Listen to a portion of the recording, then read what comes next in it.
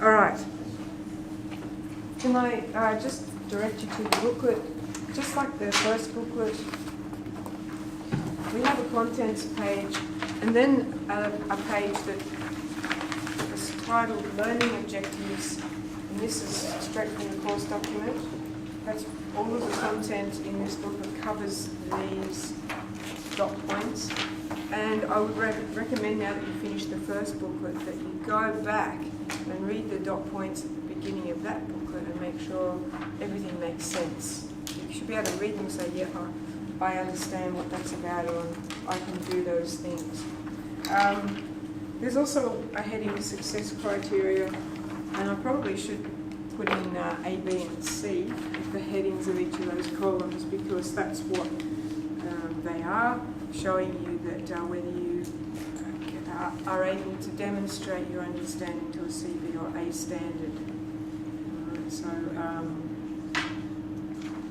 The simple and familiar context is obviously a C standard, and then if you're going on to more complex ones, then that's to an A standard.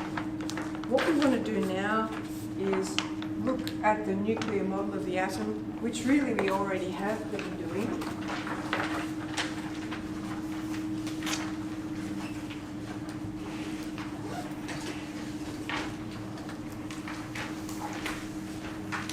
So in a nuclear model of the atom, though, we have to show the subatomic particles in the nucleus. So we're going to be representing the protons and neutrons, as well as the electrons.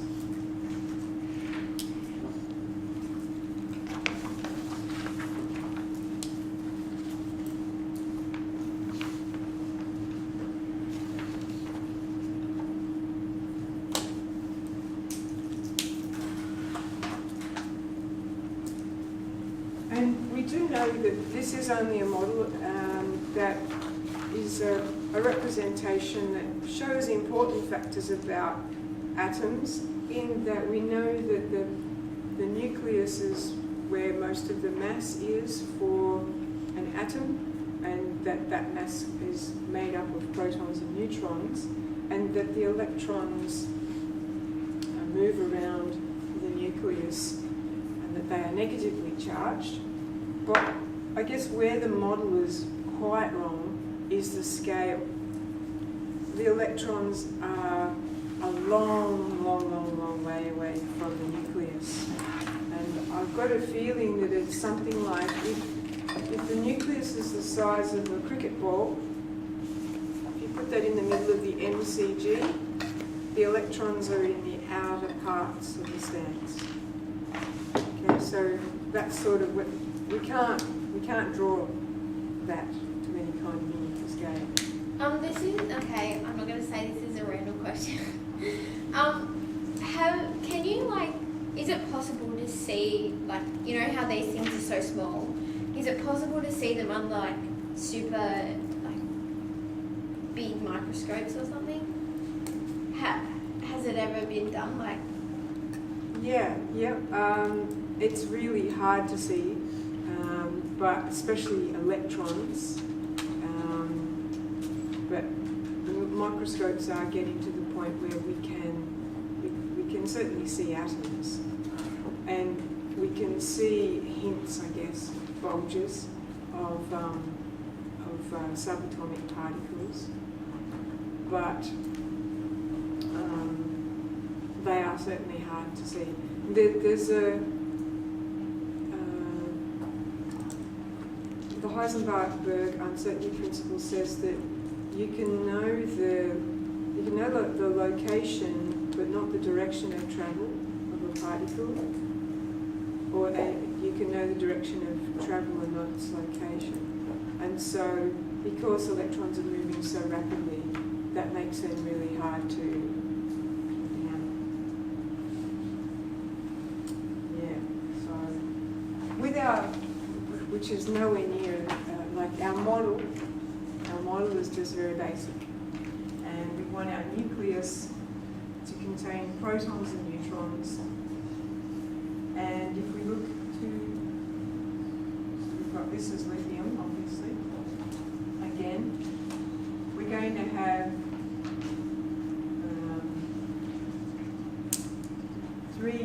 3 protons and 4 neutrons. So if I have this is my proton, this is my neutron, and then around that I've got my electrons.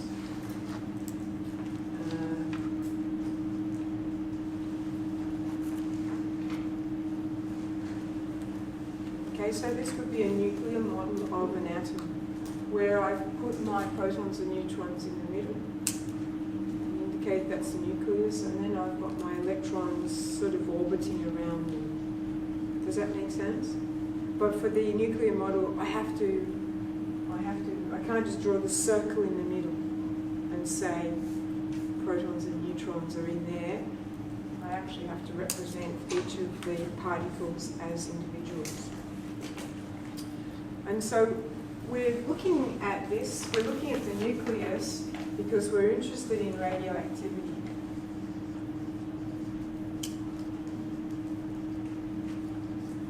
And what is radioactivity? It is the spontaneous decay of an unstable nucleus. So what does spontaneous mean? At any time. Yeah, okay, so at any time.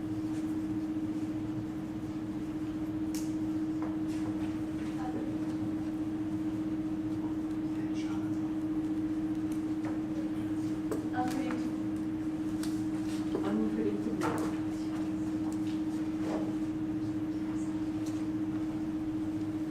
Yeah, that's right. So, Would I be right in saying it doesn't require energy? Like it just doesn't of its own accord, or? yeah, we cannot be induced.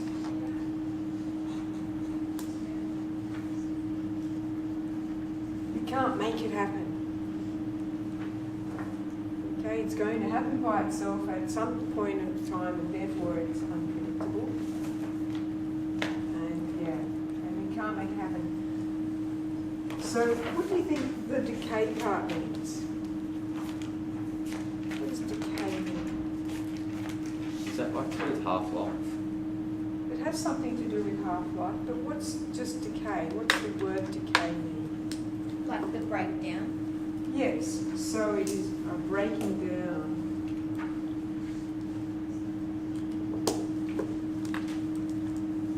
Of an unstable nucleus.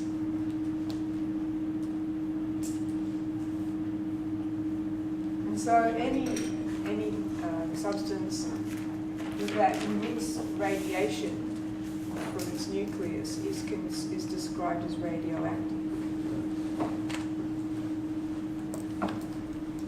And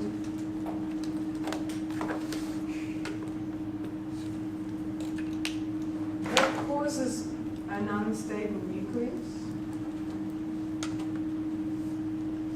is the balance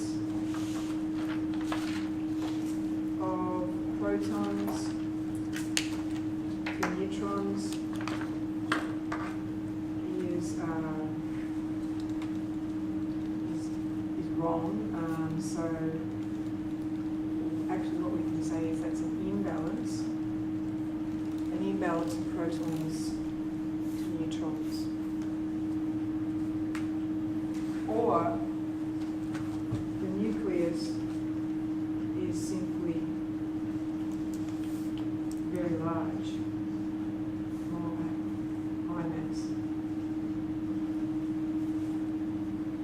So remember we were talking about the nucleus being a bag of marbles, if the marbles are representing the protons and neutrons. And then you pack all these marbles in the bag and it gets really hard to keep the bag in a spherical shape. The marbles want to sort of all roll away from each other. So that's because you get to a very high mass, then the nucleus is going to want to emit particles to become more stable. And that is the point. The decay part here means that we are emitting either particles or energy, or both, from the nucleus in order to achieve stability. that spontaneous decay.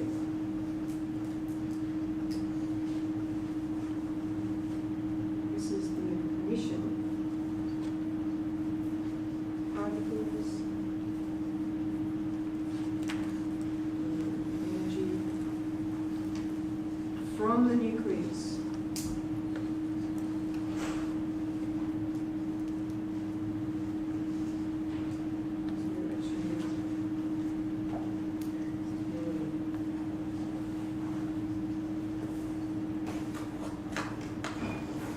Okay, so what we were talking about before, all our electrons and everything we were talking about was all around the outside, had nothing to do with the nucleus. So now we're focusing in on the nucleus. The decay comes from the nucleus. And if we look at page 4 has a nuclear model of carbon-12. I guess the other thing we should say about these models of the atom, it is for a particular isotope.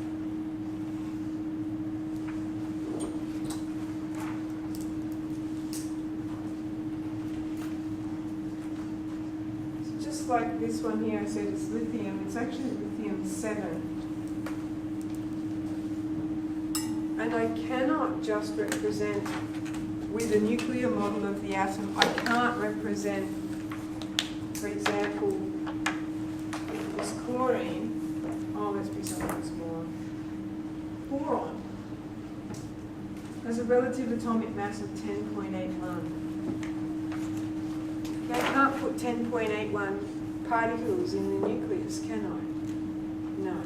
So I have to choose to either represent an isotope boron 10 or boron 11. So, because these are in whole numbers. Yep, so these diagrams relate only to a particular isotope. On page 5, there is a little image there of the 5 naturally occurring isotopes of argon. And you can see that there are 2 that are radioactive, 3 are stable. And as Ada mentioned before about half-lives, of the 2 radioactive isotopes of argon, one has a very long half-life, 269 years, and the other one's quite short at 35 days. And then in our table on page 5, there are a number of radioisotopes and their uses. So americium-241 is used in smoke detectors. It's artificial, so it doesn't occur in nature.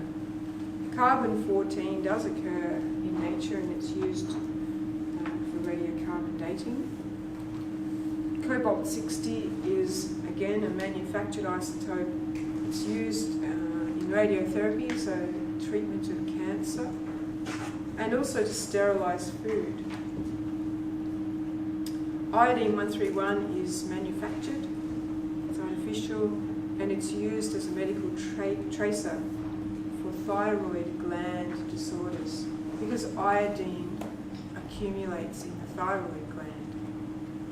So they're able to give you a dose of this radioactive isotope and it will accumulate in the thyroid gland, and that can give a good image for people to know how to treat if you've got thyroid cancer, for example. But isn't radioactive stuff like what's the word? Not poisonous, but like Bad for you? Yeah. Like, as in a health hazard? Can be, yeah. Which is why you have to be careful about the dose. But you know, it's a balance in that most of our radiation exposure is natural. If you go outside and the sun shines on you, you're being exposed to radiation. If you walk on rocks, if you live in a brick house, you're being exposed to radiation all the time. It's just a matter of how much. Some people who are, they might have an injury. You you're going to say, look, I really don't want that X-ray because you're going to expose me to too much radiation. You know, so medical imaging, you're going to say, no, I'd rather limp around with this broken leg than have an X-ray.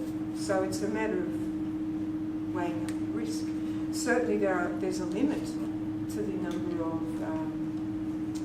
tests that you can have before that can in itself can become hazardous to your health. Yeah, for sure. Tritium, which is hydrogen-3, is used in exit signs. Uranium-235, used in fuel. Thorium as a fuel, so in a nuclear reactor. Thorium-232 can also be used as a fuel. Radon-222 is a naturally occurring radioactive noble gas that we breathe. Okay, it's a gas. We breathe it in and we breathe it out again, and yep, it's just the way things are. And potassium-40, which is also naturally occurring, and we know bananas are rich in potassium. So, does that mean that bananas aren't healthy? Surely you can't have too many, otherwise. Yeah. Well, look, I reckon you'd struggle to eat too many bananas where the radioactivity is going to be a health hazard.